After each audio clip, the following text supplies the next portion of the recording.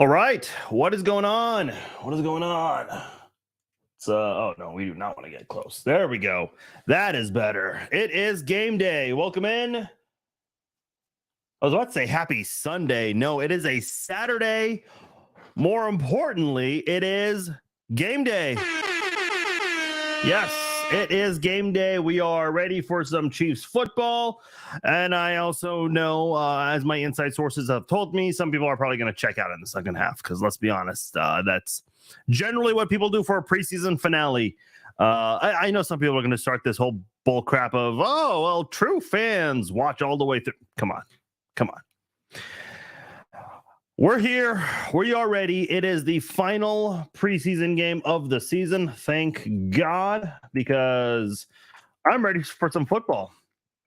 I am ready for some football. How are you guys feeling? You guys excited? You guys ready? You guys, how are you feeling about this last one? The way I'm feeling, look, in terms of the starters, I don't know how long we're going to see them for.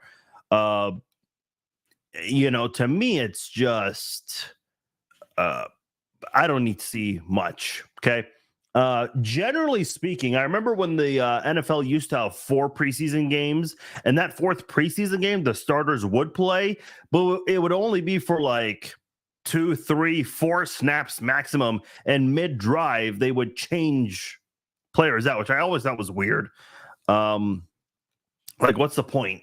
I might as well just not do any of the not play any of the starters. Yes, you guys are here. You guys are all excited. I see you guys. Craig, Eric, Brandon, I see you guys. We are all excited for this lovely preseason game because nothing's more exciting than a preseason game. I've watched more preseason football than I've watched more Pro Bowl. I don't know who watches the Pro Bowl. Apparently people do because they get ratings, but not me. What do I think of the new field? Is it brand new? I don't think it's necessarily like brand new, but yeah, I'm not sure. Listen, I'll say this right now. Arrowhead's one of the older stadiums in the NFL. Despite being so old, the grounds crew is awesome at what they do. They really do a great job taking care of the field. Obviously, you saw the Super Bowl site. And it's funny, Eagles fans love to lean on that so much, even though the Chiefs played there, and that's where they had Butker suffer his ankle injury. Still kick game-winning field goals in the AFC Championship game and the Super Bowl. So, the Chiefs just do a great job. The Raiders Stadium, it's a fantastic stadium. I hope to go one day for a football game. It's not going to be this year. One of these days, I'd like to go for a Chiefs game there. But I've been there for a concert. It's a nice stadium. But, man, the field just looked like complete dog shit in that last game of the regular season. So just goes to show, it doesn't matter how old your stadium is. If your grounds crew, for football purposes, if your grounds crew can't take care of the field, man, no one cares. It's just going to – it always leads to, like, bad PR, and the media covers that stuff, so – Craig says, I believe Deneric Prince is in serious danger of being cut. Yeah, let's discuss this because the offense is interesting right now. I don't know, like Amir Smith-Marset might be the 8th wide receiver, or he could be the odd man out. I think the Chiefs really love what they have at wide receiver.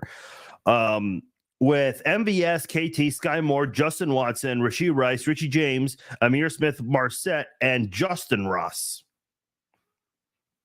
Unless you think Justin Watson should be let go and Amir Smith-Marset should take his place and you keep 7 receivers. Because I've said this before, the Chiefs don't have a fullback. Now look at running back. You have Isaiah Pacheco. He's obviously going to be with the team. Same with Jerick McKinnon, Clyde Edwards-Helaire.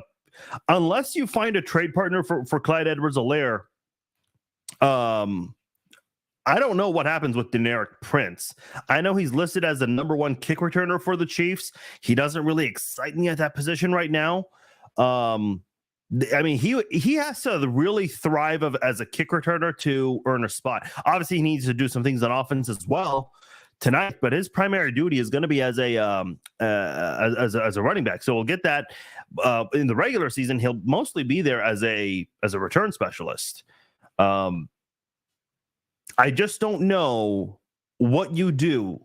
7 receivers, maybe 8. If you keep 7, then there's a good chance that you can keep 4 running backs, and Prince would be that 4th running back, especially if you like him as a kick returner. Tight ends, you have Kelsey, you have Noah Gray, you have Blake Bell, and Matt Bushman might be that 4th tight end for you. So the offense, it's going to be interesting how they manage this. We haven't really seen this before because, again, there's no fullback on the team this year. I would guess they have 4 tight ends because they might use one for fullback situations. I am not, Teresa. Otherwise, I would not be here right now. I would be at the stadium by now. Or did you mean if I'm going to a game this season? Probably not. I think you're referring to today's game, though, which is also a no. Preseason definitely better than the Pro Bowl. Yeah. I cannot watch the Pro Bowl, man. I just can't. I'm sorry. I think the only time I ever had any kind of vested interest in the Pro Bowl was when anytime Patrick Mahomes plays, and even then I'm zoning out. I'm just on my phone doing other things. Hopefully not. Obviously they had to do a lot of work because there was the Stevie Nicks and Billy Joel concert last week there. So pretty quick turnaround for those guys. Michael says, is Pacheco getting any touches today? I would imagine he gets at least 1 or 2 because there's been all this talk about him getting hit around a little bit because he has not really had any of that in preseason action this year because he hasn't played in any. He just took off the yellow practice jersey. He's now wearing red, just like the rest of the offense, except for the quarterback. So it might be beneficial for him to go and get a couple touches, get hit. Because if there is anything wrong, better to figure it out now than for it to happen in the Lions game. Because if he's not ahead of schedule like they feel like he is, maybe you can figure it out and get ready for that Lions game, or you can maybe game plan with Jerick McKinnon and Clyde Edwards-Helaire, or maybe even Deneric Prince, who we were talking about. Yes, Terrell, happy game day indeed. Patrick Mahomes will not be playing this game. Nor Travis Kelce. I hope not, Ben. I would hope that is the case. Listen, Andy Reid said that the starters were going to play 1 quarter against the Saints, and that was not the case. They only played for a very short drive. In the Cardinals game, he said they'd play for a half. They played 3-4 drives, which feels like a half, but they were all short drives from both teams. So we ended up seeing them for more drives, but in shorter time. I think the Chiefs players were already off the field by the second quarter. The starters, that is, with Mahomes and Kelsey. So I hope they don't play in this game. I don't need to see them play in this game. I just don't. So we'll see what the Chiefs decide to do with that. Will the first team offensive line play at all? I think they will a little bit, Ben. But then that's when you make that transition to the backups. I appreciate it, Michael. Yeah. These live streams have been great, not just for pregame, but really during the week with the podcast on Wednesdays. I know this week we did it on a Thursday. And then the Red Friday live chats have been awesome because of you guys. So thank you guys for that. For those of you who've been following me a very, very long time, you guys know I stopped doing the Chiefs Zone back in 2020 after the Super Bowl win. And then I don't know, with the way the page has grown over the years, I just felt like, you know what, we gotta bring it back. There's more to do. So here we are. Michael says, I can't wait to see the backup QB battle today. Yeah, that'll be very interesting, especially with all the talk out there. I know there were some people throwing the idea of maybe the Chiefs should target Trey Lance as a backup, which I don't know, man. Maybe it's an emotional attachment, because I was thinking about this last night when the Trey Lance trade happened. Like, would I have wanted the Chiefs to go after him? I don't know, man. I like what I'm seeing from Blaine Gabbert, Shane Buechele. Blaine Gabbert, on the other hand, this is a guy that has some veteran experience, and unfortunately, so much of Trey Lance's NFL career has been injuries. So, yeah, sure, he's been around and maybe understands how the league works now, but in terms of just that experience on the field, he doesn't have that compared to Blaine Gabbert. So I like who the Chiefs backups are, and I hope they stay. They all stay in Canada, those three guys. Oladokun is probably going to be your fourth quarterback on the practice squad, not on the 53-man roster, though.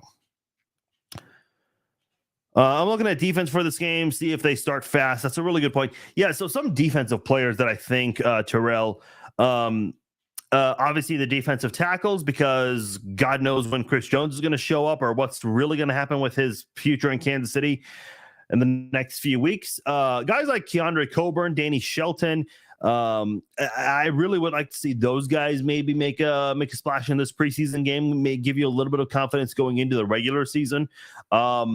Danny Shelton's a huge guy, and Keandre Coburn, this is somebody who got some hype coming into the draft when the Chiefs got him in the 6th round from Texas. So I'm very curious to see if Coburn could maybe be like a Trey Smith, a 6th round steal. Brett Veach has done a great job with draft picks in the late rounds. Got Isaiah Pacheco, Jalen Watson, Trey Smith. Could Keandre Coburn join that list? That'd be really cool to see. I hope so. I really do. It would almost make the whole Chris Jones thing, like, it would alleviate that entire situation. It just would. Mike says, not Chiefs related, but what do you think of the Trey Lance trade to the Cowboys? Didn't make sense. Falcons made more sense for Trey. Yeah, I said this last night on Facebook. I did not think the Cowboys were a potential suitor for Trey Lance. That surprised me. I've seen the running joke online that the Cowboys, who already have Dak Prescott, went and got another Dak Prescott. A lot of people are. I was listening on ESPN radio last night, and I was switching through stations because I was out and about enjoying Friday night and all that in town. And I was listening to some talk radio. Trey Lance really did dominate the discussion all night last night.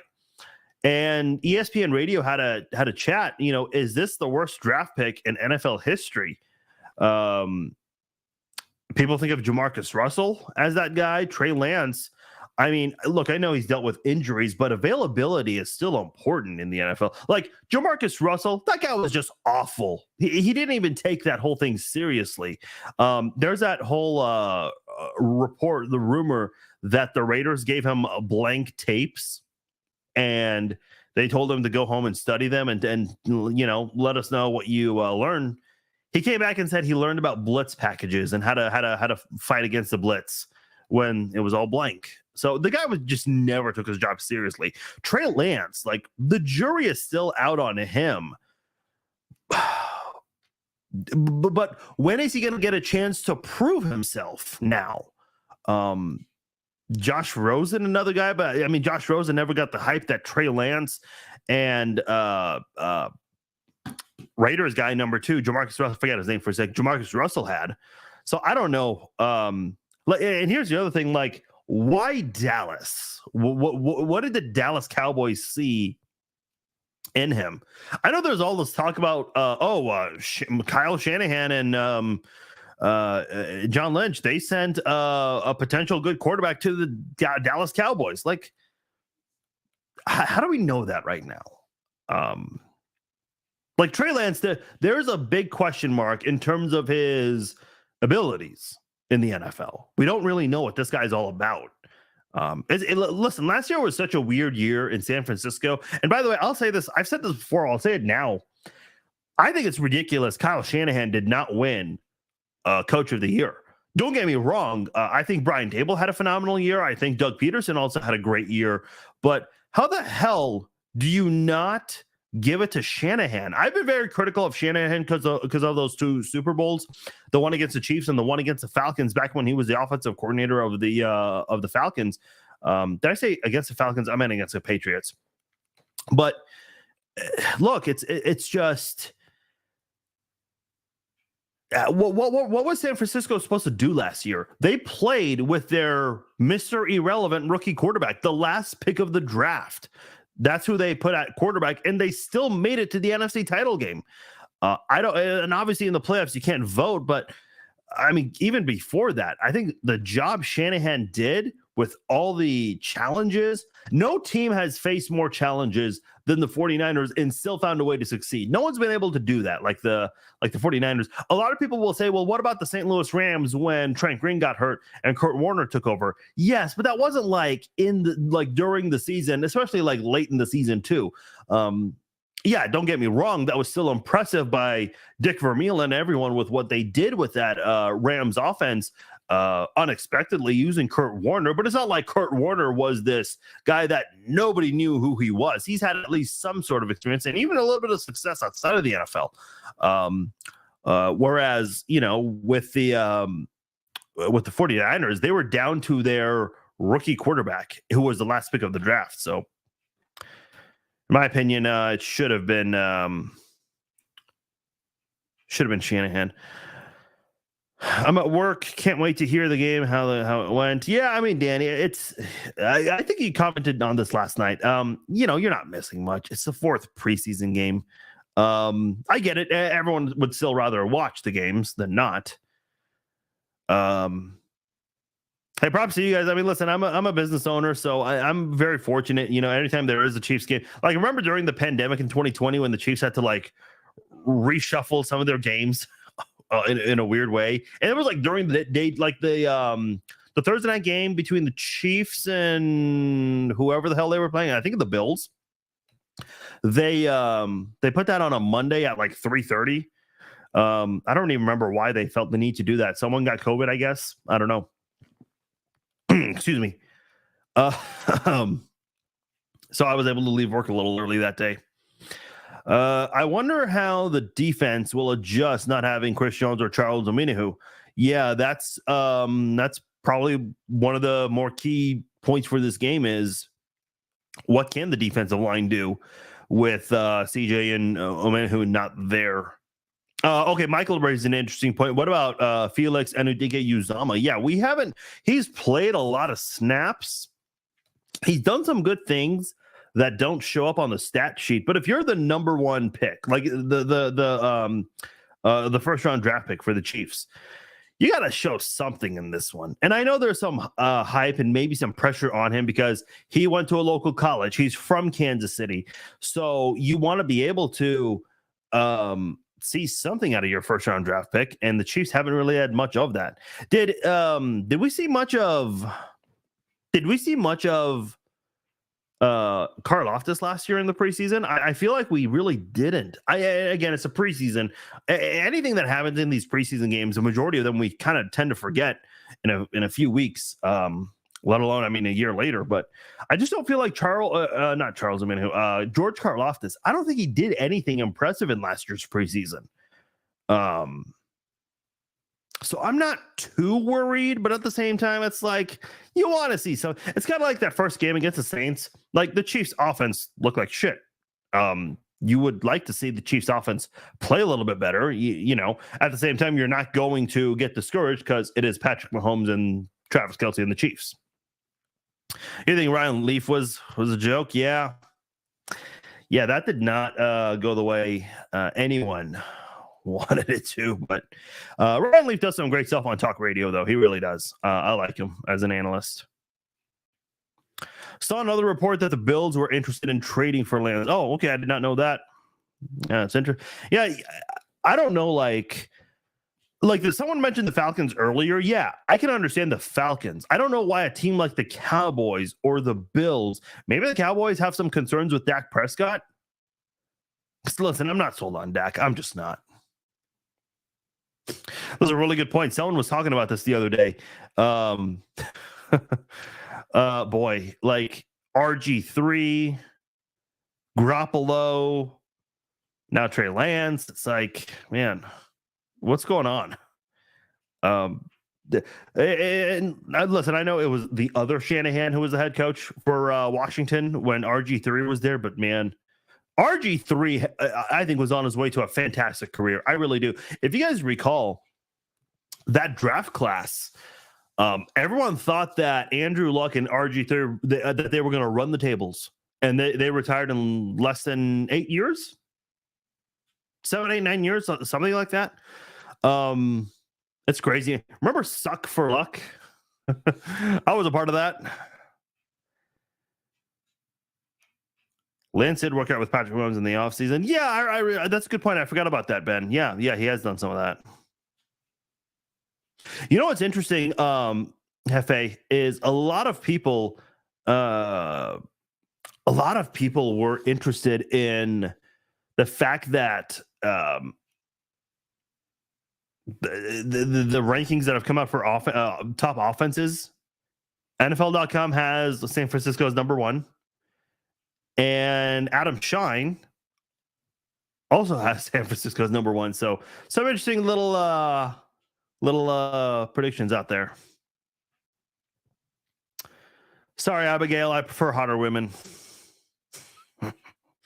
Get out of here.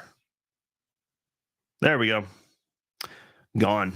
The Niners gonna go get Cry Me a Rivers if they won the title game. Yeah, that's I need to probably put that message on the screen. Yeah, we were a game away from seeing Patrick Mahomes and Phillip Rivers in the Super Bowl. I kind of wish that happened. Not gonna lie. Don't get me wrong, the Kelsey storyline was great, but imagine this: you have not played all year long, and you get a phone call to play quarterback for the 49ers. Oh, and by the way, your first game of the season is the Super Bowl, and you're going to start. Maybe the trade will push Dak to play better. Yeah, that's kind of what happened with Alex Smith. Didn't Alex Smith have his best year when the Chiefs drafted Patrick Mahomes? He had the highest quarterback rating of anyone else in the NFL.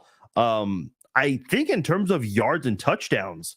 Let me look this up. Alex Smith, PFR.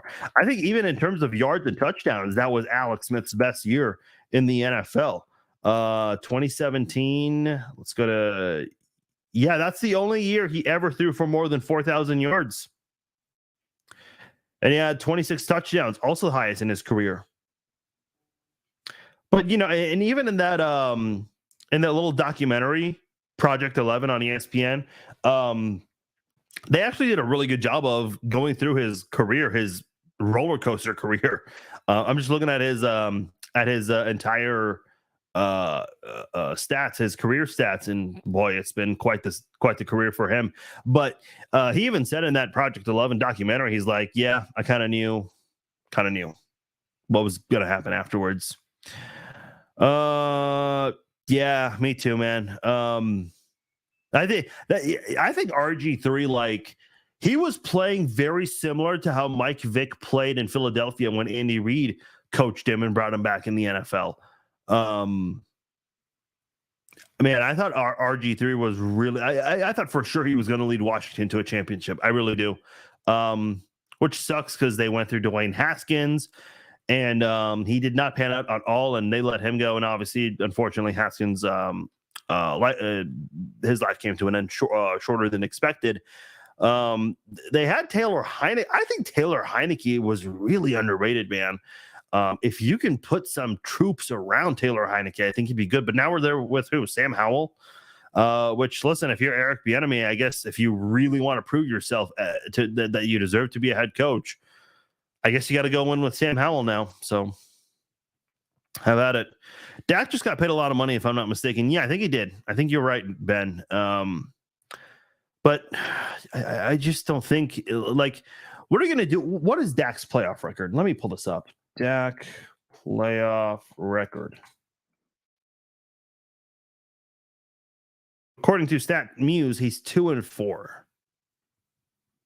This is my thing. All these guys that are getting paid, like Justin Herbert, he's only played one playoff game and he flat out choked in that one.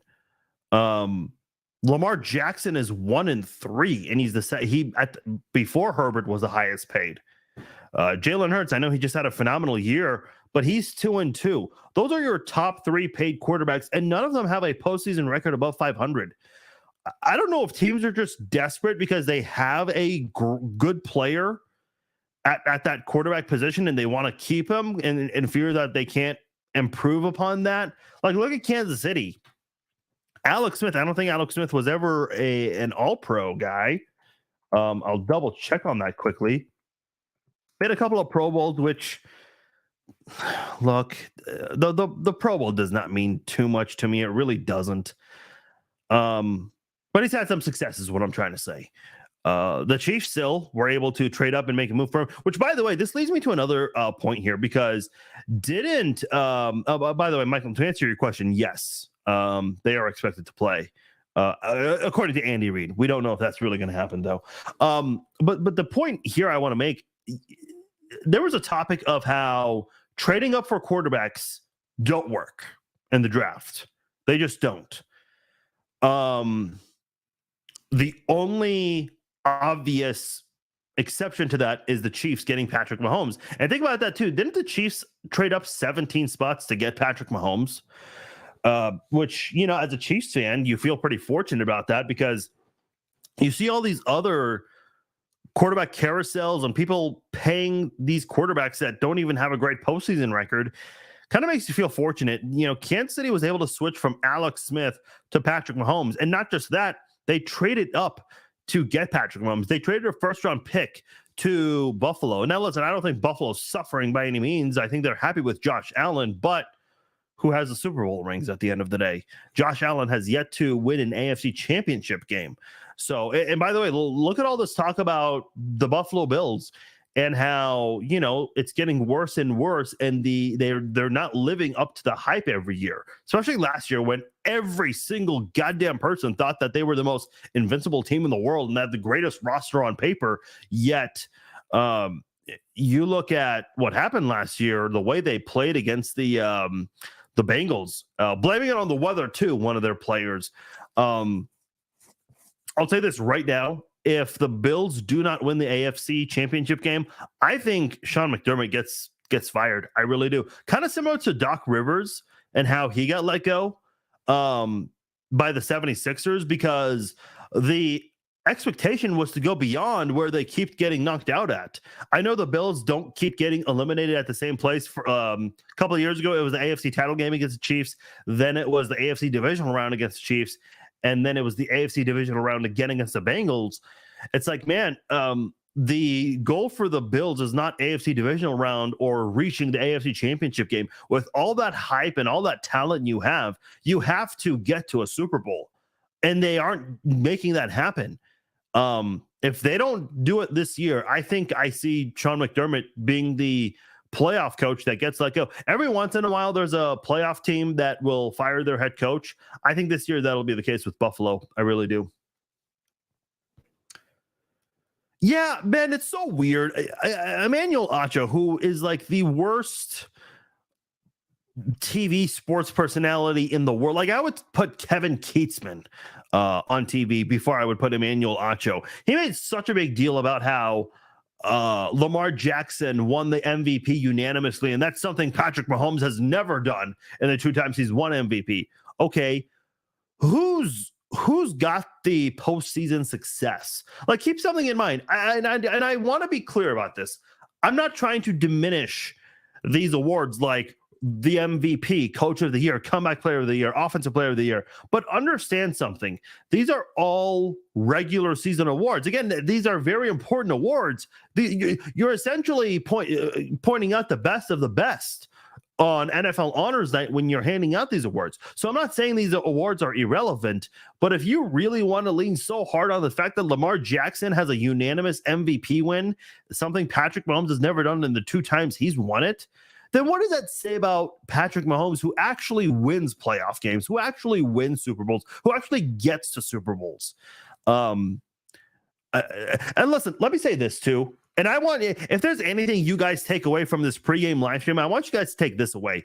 Do you guys remember when the Chiefs were undefeated 5 or 6 weeks into the regular season during Mahomes' first year? I think they were 6-0. So it was going into week 7. So it was the Chiefs against the Patriots in New England, Sunday Night Football. And the Chiefs lost that game. It was a weird game where they were down big, and they rallied in the second half and actually took the lead at one point. But unfortunately, the Chiefs lost that game. And I remember Stephen A. Smith the next morning said something really, really weird. He said the Chiefs were the better team in that game.